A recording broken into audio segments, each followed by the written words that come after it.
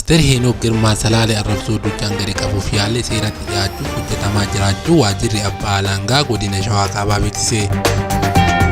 Waajjirri abbaa alangaa bulchiinsa magaalaa Fiichee fi poolisiin magaalaa Fiichee guyyaan 14 bara 2018 aadde Baayush Alamaayyoo Kabbadaa to'annoo seeraa jala oolchuun qorannoo gaggeessaa jiraachuu ibseera. Salaalee biyya gootaa safuu fi duudhaa Oromoon kan bulu amantaalee garaagaraa wal danda'ee waliin jiraatuuf tokkummaaf wal kabajaan beekamtu lafa burqaa goototaa taate arrabsoo hin malleen Paaster Heenok Girmaa yakka arrabsoo raawwateef gaafatamuu qabaan gaafii uummata Salaaleeti. Kana bu'uureffachuun itti gaafatamaa waajjira abbaa alangaa godina Shawaa Kaabaa obbo Daamtoo Xannaa yaada kennaniin arrabsoon maqaa sabaa xureessuun yakka hawaasa waan jeequmsa biyyaa fidu kaasu yakka guddaadha. Kutaa hawaasa tokko qophatti adda baasee Salaalee jedhee arrabsoo dhibbiinsaa dubbachuun yakka seeraanis ni gaafachiisa. Nutis guyyaa kaleessaa guyyaan 14 bara 2018 aadde Baayush Alamaayyoo Kabbadaa paastiricha waliin haasoftee to'annoo jala ooluu ishee fi eeruu irratti fuudhuun qorannoo gadi fageenyaa gaggeeffamaa jiraachuu ibsuun abbaan alangaa himannaa hundeessee kan itti deemuu fi namtichi arrabsoo raawwate naannoo biraa keessa jiru waan ta'eef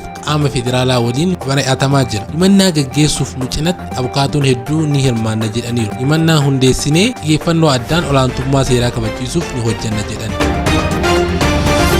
Birriin Itoophiyaa dadhabinaan addunyaa irraa sadaffaa jedhame. Waggaa tokko qofaa keessatti humni bittaa isaa 15% oliin gadi bu'eera. Itoophiyaa gulantaa humna bittaatiin addunyaa irraa sadarkaa sadaffaa irra akka jiru Bloomberg gabaaseera. Kunis sababa jijjiirama imaammata sharafaa fi carraaqqiin fooyya'insa kafaltii liqaa kan biyyattii irra jiruun waan wal qabatu ta'uu gabaasichi eereera. Akka gabaasichatti birriin Itoophiyaa bara kanaan doolaara Ameerikaa waliin wal bira qabame yoo ilaalamu humni bittaa isaa 15% oliin gadi bu'eera. Kanaanis birriin bara 2025 kana qarshiiwwan addunyaa irraa akkaan humnaan bittaa dadhabaa qaban keessaa tokko ta'ee jira.